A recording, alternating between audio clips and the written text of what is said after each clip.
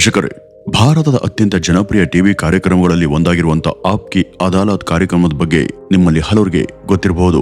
ರಜಾ ಶರ್ಮಾ ನಡೆಸಿಕೊಡುವಂತ ಈ ಒಂದು ಕಾರ್ಯಕ್ರಮದಲ್ಲಿ ಸಾಮಾನ್ಯ ಸಂದರ್ಶನದಂತೆ ಅತಿಥಿಗಳ ಜೊತೆ ಮಾತನಾಡೋದಿಲ್ಲ. ಬದಲಾಗಿ ಅತಿಥಿಯನ್ನ ನ್ಯಾಯಾಲಯದ ಆರೋಪಿ ಸ್ಥಾನದಲ್ಲಿ ಕೂರಿಸಿ ಅವರ ವೈಯಕ್ತಿಕ ಜೀವನ, ವೃತ್ತಿ ಜೀವನ, ವಿವಾದಗಳು, ಯಶಸ್ಸು, ಸೋಲುಗಳು ಸೇರಿದಂತೆ ಸಾಕಷ್ಟು ನೇರವಾದಂತಹ ಪ್ರಶ್ನೆಗಳನ್ನ ಕೇಳಲಾಗುತ್ತೆ.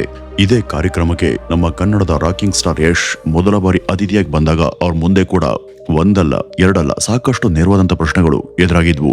ಯಶ್ ಅವರ ಬಾಲ್ಯ ಹೇಗಿತ್ತು, ಅವರ ತಂದೆ ತಾಯಿ ಅವರನ್ನ ಹೇಗ್ ಬೆಳೆಸಿದ್ರು, ಚಿತ್ರರಂಗಕ್ಕೆ ಯಾವುದೇ ಹಿನ್ನೆಲೆ ಇಲ್ಲದೆ ಅವರು ಹೇಗ್ ಬೆಳೆದ್ರು, ಅವರ ಅಭಿಮಾನಿಗಳ ಅತಿರೇಕದ ಬಗ್ಗೆ ಅವರ ಅಭಿಪ್ರಾಯ ಏನು, ಟಾಕ್ಸಿಕ್ ಸಿನಿಮಾದ ವಿವಾದಾತ್ಮಕ ದೃಶ್ಯಗಳ ಬಗ್ಗೆ ಅವರು ಏನ್ ಹೇಳ್ತಾರೆ, ಮತ್ತೆ ಶಾರುಖ್ ಖಾನ್, ರಶ್ಮಿಕಾ ಮಂದಣ್ಣ ಸೇರಿದಂತೆ ಹಲವು ವಿಚಾರಗಳ ಬಗ್ಗೆ ಯಶ್ ಅವರ ನಿಲುವೇನು.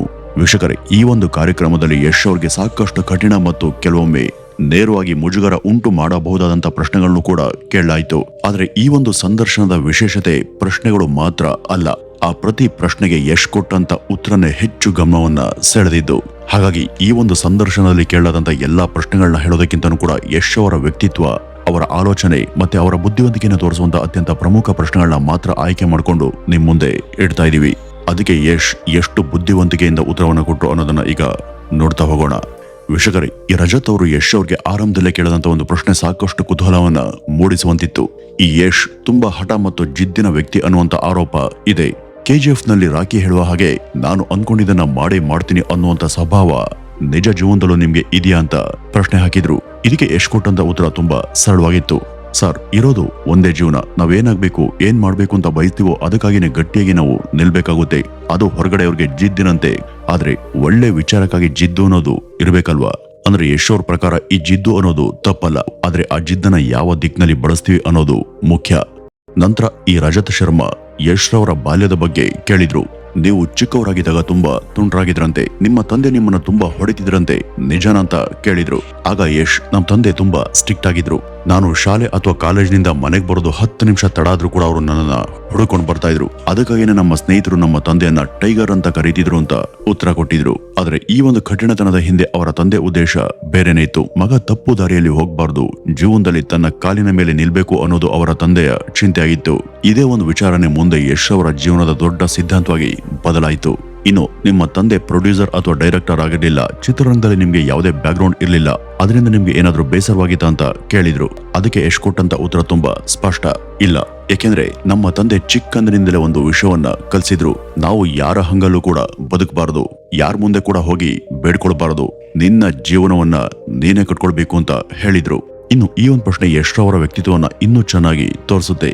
ನೀವು ದೊಡ್ಡ ಸ್ಟಾರ್ ಆದ್ಮೇಲೆ ನಿಮ್ಮ ತಂದೆ ಬಸ್ ಡ್ರೈವಿಂಗ್ ಕೆಲಸವನ್ನ ಮಾಡ್ತಿದ್ರಂತೆ, ನೀವು ಅವ್ರಿಗೆ ಕೆಲಸ ಬಿಡಿ ಅಂತ ಹೇಳಿಲ್ವಾ ಅಂತ ಕೇಳಿದ್ರು. ಆಗ ಯಶ್ ಹೇಳಿದ್ದು, ನಾನು ದೊಡ್ಡವನಾದ್ಮೇಲೆ ನನ್ನ ತಂದೆ ಕೆಲಸ ಮಾಡುವಂತ ಅಗತ್ಯ ಇಲ್ಲ ಅಂತ ನನಗೆ ಅನ್ನಿಸ್ತು, ಆದ್ರೆ ನಮ್ ತಂದೆ ಕೆಲಸ ಬಿಡೋದಕ್ಕೆ ಸಿದ್ಧ ಇರ್ಲಿಲ್ಲ. ಅವ್ರು ಹೇಳಿದ್ದು, ಇದು ನನ್ ಕೆಲಸ, ಇದರಿಂದ ನನಗೆ ಗೌರವ ಸಿಗುತ್ತೆ ಅಂತ ಹೇಳಿದ್ರು. ಏಕೆಂದ್ರೆ ಅವ್ರ ತಂದೆಗೆ ಯಶ್ ಅವರ ತಂದೆ ಅನ್ನೋ ಗುರುತಿಗಿಂತನೂ ಕೂಡ ತಮ್ಮ ಕೆಲಸದಿಂದ ಸಿಗುವಂತ ಗುರುತೆ ಮುಖ್ಯ ಆಗಿತ್ತು. ಯಶ್ ಅವರು ಹೇಳುವಂತ ಪ್ರಕಾರ ಅವರ ತಂದೆಯ ಆ ಗುಣದ ಬಗ್ಗೆ ಇವತ್ತಿಗೂ ಅವ್ರಿಗೆ ತುಂಬಾ ಹೆಮ್ಮೆ ಇದೆ. ಇನ್ನು ಜನ ನಿಮ್ಮನ್ನ KGF ನಂತರ ರಾತ್ರೋರಾತ್ರಿ ದೊಡ್ಡ ಸ್ಟಾರ್ ಆದಂತೆ ನೋಡ್ತಾರೆ. ನಿಜವಾಗ್ಲೂ ಇದು ನಿಮ್ಗೆ ರಾತ್ರೋರಾತ್ರಿ ಸಿಕ್ಕಂತ ಯಶಸ್ಸ ಅನ್ನುವಂತ ಪ್ರಶ್ನೆಯನ್ನ ಕೇಳಿದ್ರು. ಅದಕ್ಕೆ ಯಶ್ ಇದನ್ನ ಸಂಪೂರ್ಣವಾಗಿ ನಿರಾಕರಿಸ್ತಾರೆ. ಅವ್ರ ಪ್ರಕಾರ KGF ಯಶಸ್ಸು ರಾತ್ರೋರಾತ್ರಿ ಬಂದಿದ್ದಲ್ಲ, ಅದ್ರ ಹಿಂದೆ ಹಲವು ವರ್ಷಗಳ ಶ್ರಮ ಇತ್ತು. ಮೊದಲು ಕನ್ನಡದಲ್ಲಿ ಒಂದೊಂದೇ ಸಿನಿಮಾಗಳ ಮೂಲಕ ಜನರ ವಿಶ್ವಾಸವನ್ನ ಗಳಿಸಬೇಕು. ಸಿನಿಮಾಗಳು ಯಶಸ್ವಿಯಾದಂತೆ ಬಜೆಟ್ ಕೂಡ ಹೆಚ್ಚಾಯ್ತು, ಹೊಸ ಪ್ರತಿಭೆಗಳ ಜೊತೆ ಕೆಲಸ ಮಾಡುವಂತ ಅವಕಾಶ ಸಿಕ್ತು. ಆಮೇಲೆ ಯಶ್ ಅವರ ಯೋಚನೆ ಇನ್ನೂ ಒಂದು ಹಂತಕ್ಕೆ ಮೇಲ್ ಹೋಯ್ತು. ನಮ್ಮ ಇಂಡಸ್ಟ್ರಿಗೂ ಇಷ್ಟು ಸಾಮರ್ಥ್ಯ ಇರುವಾಗ ಹಾಗಾದ್ರೆ ನಮ್ಮ ಸಿನಿಮಾಗಳನ್ನ ಯಾಕೆ ಕರ್ನಾಟಕದ ಹೊರಗಡೆ ತಗೊಂಡು ಹೋಗ್ಬಾರ್ದು ಅನ್ನುವಂತ ಯೋಚನೆ ಬಂತು. ಆಗ್ಲೇ ನೋಡಿ ಈ ಒಂದು ಪ್ಯಾನ್ ಇಂಡಿಯಾ ಯೋಜನೆ ಗಟ್ಟಿಯಾಗಿದ್ದು ಅಂತ ಹೇಳಿದ್ರು. ಇನ್ನು ಇದಾದ ನಂತರ ರಜಾ ಶರ್ಮಾ ಅವರು ಯಶ್ ಅವ್ರಿಗೆ ನೆಪೋಟಿಸಂ ಬಗ್ಗೆ ಪ್ರಶ್ನೆಯನ್ನ ಕೇಳ್ತಾರೆ. ಅಲ್ಲು ಅರ್ಜುನ್, ರಾಮ್ ಚರಣ್, ಜೂನಿಯರ್ NTR, ಮಹೇಶ್ ಬಾಬು ಸೇರಿದಂತೆ ಹಲವು ನಟರು ದೊಡ್ಡ ಸಿನಿಮಾ ಕುಟುಂಬದಿಂದ ಬಂದವರು, ನಿಮ್ಗೆ ಆ ರೀತಿಯ ಬ್ಯಾಕ್ ಗ್ರೌಂಡ್ ಇರ್ಲಿಲ್ಲ, ಇದರಿಂದ ನಿಮ್ಗೆ ಏನಾದ್ರೂ ಕಷ್ಟ ಆಯ್ತಾ ಅಂತ ಕೇಳಿದ್ರು. ಆಗ ಯಶ್ ಇಲ್ಲಿ ಯಾರ ಗೌರವಕ್ಕೂ ಕೂಡ ಧಕ್ಕೆ ಬರದೆ ಬ್ಯಾಲೆನ್ಸ್ ಆಗಿ ಉತ್ತರಿಸಿದ್ರು. ಈ ಸಿನಿಮಾದ ಕುಟುಂಬದಿಂದ ಬಂದವ್ರಿಗೆ ಕೆಲವು ಅವಕಾಶಗಳು ಸಿಗ್ಬಹುದು, ಆದ್ರೆ ಅದರಿಂದ ಯಾರು ಕೂಡ ದೊಡ್ಡ ಸ್ಟಾರ್ ಆಗೋದಿಕ್ಕೆ ಸಾಧ್ಯ ಇಲ್ಲ. ಅಂತಿಮವಾಗಿ ಪ್ರೇಕ್ಷಕರೇ ನಿರ್ಧಾರ ಮಾಡ್ತಾರೆ. ಆದ್ರೆ ನಮ್ ತರ ಯಾವುದೇ ಬ್ಯಾಕ್ ಗ್ರೌಂಡ್ ಇಲ್ಲದೆ ಬಂದವ್ರಿಗೆ ಆರಂಭದ ಮೆಟ್ಟಿಲನ್ನ ಹುಡುಕೋದಿಕ್ಕೆ ಸ್ವಲ್ಪ ಸಮಯ ಆಗ್ಬಹುದು ಅಂತ ಹೇಳಿದ್ರು. ಅವ್ರು ಕೊಟ್ಟಂತ ಉದಾಹರಣೆ ತುಂಬಾ ಚೆನ್ನಾಗಿತ್ತು. ಮೊದಲ ಮೆಟ್ಟಿಲು ಹುಡ್ಕೋದಕ್ಕೆ ಸಮಯ ಬೇಕಾಗುತ್ತೆ, ಆದ್ರೆ ಆ ಮೆಟ್ಟಿಲು ಸಿಕ್ಕದ ಮೇಲೆ ಮೇಲಕ್ ಬರೋದು ನಿಮ್ ಕೆಲ್ಸ. ಅಷ್ಟೇ ಅಲ್ಲ, ನನ್ನ ಬೆಳವಣಿಗೆಯಲ್ಲಿ ನನಗೆ ತುಂಬಾ ಜನ ಸಹಾಯ ಮಾಡಿದ್ದಾರೆ ಅಂತ ಯಶ್ ಒಪ್ಕೊಂಡ್ರು. ಅಂದ್ರೆ ಯಶ್ ತಮ್ಮ ಯಶಸ್ಸನ್ನ ತಾನೊಬ್ನೇ ಮಾಡಿದೆ ಅಂತ ಹೇಳ್ಕೊಳ್ಳಿಲ್ಲ, ತಮ್ಮ ಜೊತೆ ನಿಂತ ಜನರ ಪಾತ್ರವನ್ನು ಕೂಡ ಅವರು ಒಪ್ಕೊಂಡಿದ್ರು. ಇನ್ನು ನೀವು ಚಿತ್ರರಂಗಕ್ಕೆ ಬಂದಾಗ ಥಿಯೇಟರ್ ನಲ್ಲಿ ಪೊರ್ಕೆ ಹಿಡಿದು ಸ್ವಚ್ಛ ಮಾಡಿದ್ದೀರಿ, ಚಹಾ ಕೊಟ್ಟಿದ್ದೀರಿ ಅಂತ ಹೇಳಲಾಗುತ್ತೆ. ಆ ದಿನಗಳನ್ನ ಈಗ ಹೇಗ್ ನೋಡ್ತೀರಾ ಅಂತ ಕೇಳಿದ್ರು. ಅದಕ್ಕೆ ಯಶ್ ಕೊಟ್ಟಂತ ಉತ್ತರ ತುಂಬಾ ವಿಭಿನ್ನವಾಗಿತ್ತು. ಅವರು ಅದನ್ನ ದೊಡ್ಡ ತ್ಯಾಗದ ಕಥೆಯಂತೆ ಹೇಳಿಲ್ಲ. ಅವ್ರ ಪ್ರಕಾರ ಸ್ಟ್ರಗಲ್ ಅನ್ನೋದು ಪ್ರತಿಯೊಬ್ಬರಿಗೂ ಬೇರೆ ಬೇರೆ ತರ ಇರುತ್ತೆ. ಇವತ್ತು ದೊಡ್ಡ ಸ್ಟಾರ್ ಆಗಿರೋದ್ರಿಂದ ಹಿಂದಿನ ದಿನಗಳನ್ನ ಕಷ್ಟ ಅಂತ ನೋಡ್ಬೇಕು ಅಂತ ಏನು ಇಲ್ಲ. ಅವತ್ತು ನಾನು ಆ ಕೆಲಸ ಮಾಡ್ತಿದ್ದಾಗ್ಲೂ ಅದನ್ನ ಎಂಜಾಯ್ ಮಾಡ್ಕೊಂಡೆ ಮಾಡ್ತಿದ್ದೆ. ಇವತ್ತು ದೊಡ್ಡ ಸಿನಿಮಾವನ್ನ ಮಾಡೋದು ಕೂಡ ಒಂದ್ ರೀತಿ ಕೆಲ್ಸನೇ. ಅವತ್ತು ನಾನು ಪೊರ್ಕೆ ಹಿಡಿಯೋದ್ರಿಂದ ಖುಷಿ ಸಿಗ್ಬಹುದು, ಇವತ್ತು ದೊಡ್ಡ ಅವಾರ್ಡ್ ಸಿಕ್ಕಿದ್ರು ಅದೇ ಖುಷಿ ಸಿಗದೆ ಇರ್ಬೋದು. ಅಂದ್ರೆ ಯಶ್ ರವರ ದೃಷ್ಟಿಯಲ್ಲಿ ಜೀವನದಲ್ಲಿ ನಾವು ಯಾವ ಹಂತದಲ್ಲಿ ಇದ್ದೇವೆ ಅನ್ನೋದಕ್ಕಿಂತನೂ ಆ ಹಂತವನ್ನ ನಾವು ಹೇಗ್ ಬದುಕ್ತಿದ್ದೇವೆ ಅನ್ನೋದು ಮುಖ್ಯ ಆಗುತ್ತೆ ಅನ್ನುವಂತ ಅರ್ಥದಲ್ಲಿ ಹೇಳಿದ್ರು. ಇನ್ನು ರಜತ್ ಶರ್ಮಾ ಕೇಳದಂತ ಪ್ರಶ್ನೆ, ನೀವು ದೊಡ್ಡ ಸ್ಟಾರ್ ಆಗುವಂತ ಮುಂಚೆನೆ ನಿಮ್ಮನ್ನ ನೀವು ಹೀರೋ ಅಂತ ಭಾವಿಸಿದ್ರಿ, ಇದು ಅಹಂಕಾರ ಅಲ್ವಾ ಅಂತ ಕೇಳಿದ್ರು. ಆಗ ಯಶ್ ಅದು ಅಹಂಕಾರ ಅಲ್ಲ, ಸೆಲ್ಫ್ ರೆಸ್ಪೆಕ್ಟ್ ಅಂತ ಹೇಳಿದ್ರು. ತಮ್ಮ ಬಳಿ ಹಣ ಇರ್ಲಿಲ್ಲ, ದೊಡ್ಡ ಸ್ಟಾರ್ಗಳ ಪರಿಚಯ ಇರ್ಲಿಲ್ಲ, ಆದ್ರೂ ಕೂಡ ತಮ್ಮನ್ನ ತಾವು ಕಡಿಮೆ ಅಂತ ಭಾವಿಸಿರ್ಲಿಲ್ಲ. ಯಶ್ ಅವ್ರ ಪ್ರಕಾರ ನಮ್ ಬಳಿ ಏನೇ ಇಲ್ದೇ ಇದ್ರು ನಮ್ ಮೇಲೆ ನಮ್ಗೆ ನಂಬಿಕೆ ಇರ್ಬೇಕು, ಅದೇ ನಂಬಿಕೆ ಮುಂದೆ ಕೆಲಸಕ್ಕೆ ಬಲವನ್ನ ಕೊಡುತ್ತೆ. ಇನ್ನು ನಿಮ್ಮ ಕೆಲವು ಅಭಿಮಾನಿಗಳು ಅತಿರೇಕಕ್ಕೆ ಹೋಗ್ತಾರೆ. ನಿಮ್ಮ ಹುಟ್ಟು ಹಬ್ಬದ ಸಂದರ್ಭದಲ್ಲಿ ಸಾವಿರಾರು ಜನ ಸೇರ್ತಾರೆ, ನೀವ್ಯಾಕೆ ಅವ್ರ ಜೊತೆ ಹೊರಗಡೆ ಬಂದು ಆಚರಣೆ ಮಾಡೋದಿಲ್ಲ ಅಂತ ಕೇಳಿದ್ರು. ಇಲ್ಲಿ ಯಶ್ ಅವರ ಉತ್ತರ ತುಂಬಾ ಗಂಭೀರವಾಗಿತ್ತು. ಅಭಿಮಾನಿಗಳು ತಮ್ಮ ಮೇಲೆ ಪ್ರೀತಿ ತೋರೋದು ಖುಷಿ ವಿಚಾರನೆ, ಆದ್ರೆ ಆ ಪ್ರೀತಿ ಹುಚ್ಚುತನ ಆಗ್ಬಾರ್ದು. ತಮ್ಮ ಹುಟ್ಟು ಹಬ್ಬದ ಸಂದರ್ಭದಲ್ಲಿ ಅಭಿಮಾನಿಗಳಲ್ಲಿ ಕೆಲವರು ಅಪಾಯಕಾರಿ ಕೆಲಸಗಳನ್ನ ಮಾಡದಂತ ಘಟನೆಗಳನ್ನ ಅವರು ನೆನಪಿಸ್ಕೊಂಡ್ರು. ಒಬ್ಬ ಅಭಿಮಾನಿ ಆತ್ಮಹತ್ಯೆ ಮಾಡ್ಕೊಂಡಂತ ಘಟನೆ ಕೂಡ ಅವ್ರ ಮನಸ್ಸಲ್ಲಿ ತುಂಬಾ ನೋವನ್ನ ತಂದಿತ್ತು. ಆದ್ರೆ ಆ ಅಭಿಮಾನಿಯ ಅಂತ್ಯಕ್ರಿಯೆಗೆ ನಾನು ಹೋಗ್ಲಿಲ್ಲ, ಯಾಕೆಂದ್ರೆ ನಾನೇನಾದ್ರೂ ಅವತ್ತು ಅವನ ಅಂತ್ಯಕ್ರಿಯೆಗೆ ಹೋಗಿದ್ರೆ ಇಂಥ ಕೆಲಸವನ್ನ ಮಾಡಿದ್ರೆ ಯಶ್ ಬರ್ತಾರೆ ಅನ್ನುವಂತ ತಪ್ಪು ಸಂದೇಶ ಹೋಗಬಹುದು. ಅಂದ್ರೆ ಮತ್ತೊಬ್ಬ ಅಭಿಮಾನಿ ಕೂಡ ಇದೇ ರೀತಿ ಏನಾದ್ರೂ ಅನಾಹುತ ಮಾಡ್ಕೊಂಡ್ರೆ ಯಶ್ ಬಂದೇ ಬರ್ತಾರೆ ಅಂತ ಬೇರೆ ಅಭಿಮಾನಿ ಕೂಡ ಇದೇ ರೀತಿ ಅನಾಹುತವನ್ನ ಮಾಡ್ಕೊಳ್ಬಹುದು.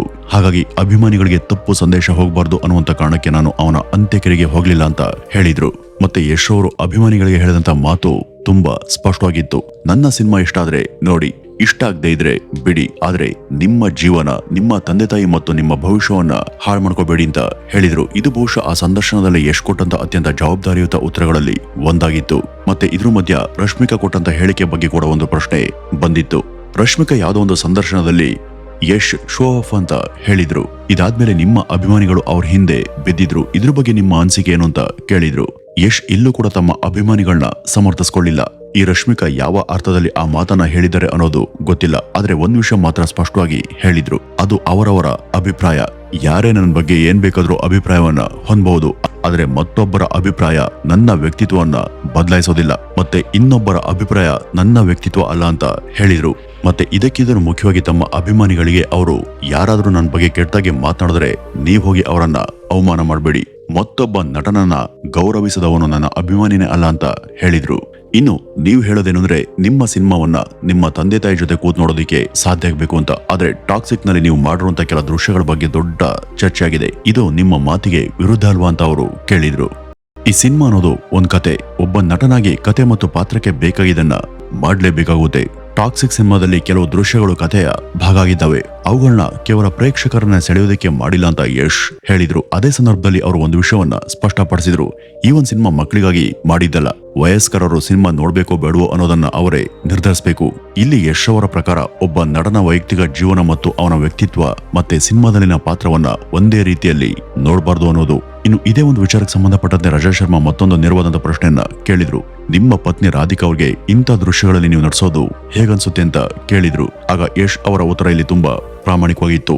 ಯಾವುದೇ ಪತ್ನಿ ಅಥವಾ ಪತಿ ಇಂಥ ದೃಶ್ಯಗಳನ್ನ ನೋಡಿದಾಗ ಸ್ವಲ್ಪ ಅಸಹಜವಾಗಿ ಫೀಲ್ ಮಾಡಬಹುದು ಅಂತ ಹೇಳಿದ್ರು. ಆದರೆ ರಾಧಿಕಾ ಕೂಡ ನಟಿ ಆಗಿರೋದ್ರಿಂದ ಒಂದು ವಿಷಯವನ್ನ ಅರ್ಥ ಮಾಡ್ಕೊಳ್ತಾರೆ, ಪರದೆ ಮೇಲೆ ಕಾಣಿಸ್ತಿರೋದು ನನ್ನ ಗಂಡ ಅಲ್ಲ, ಆ ಕ್ಷಣದಲ್ಲಿ ಒಂದು ಪಾತ್ರವನ್ನ ಮಾಡ್ತಿರುವಂತ ನಟ. ನಾವಿಬ್ರು ಕೂಡ ಯಾವುದೇ ಸೌಲಭ್ಯಗಳು ಇಲ್ಲಂತ ಸಮಯದಿಂದನೂ ಕೂಡ ಒಟ್ಟಿಗೆ ಬೆಳೆದವರು. ನಮ್ ಬಳಿ ಕಾರ್ ಇರ್ಲಿಲ್ಲ, ಹಣ ಇರ್ಲಿಲ್ಲ, ಇವತ್ತು ನಮ್ ಬಳಿ ಹಣ ಇದೆ, ಯಶಸ್ಸಿದೆ, ಆದ್ರೆ ನಮ್ಮ ಸಂಬಂಧದ ದೊಡ್ಡ ಮೌಲ್ಯ ಅವತ್ತು ಒಟ್ಟಿಗೆ ಕಳೆದಂತ ಸಮಯ ಅಂತ ಯಶ್ ಹೇಳಿದ್ರು. ತಮ್ಮ ಜೀವನದಲ್ಲಿ ರಾಧಿಕಾ ಅತ್ಯಂತ ಮುಖ್ಯ ವ್ಯಕ್ತಿ ಅಂತಾನೂ ಹೇಳಿದ್ರು. ಅವರು ನನ್ನ ಜೀವನದ ಸ್ಟ್ರಾಂಗ್ ಪಿಲ್ಲರ್ ಅಂತ ಯಶ್ ವಿವರಿಸಿದ್ರು.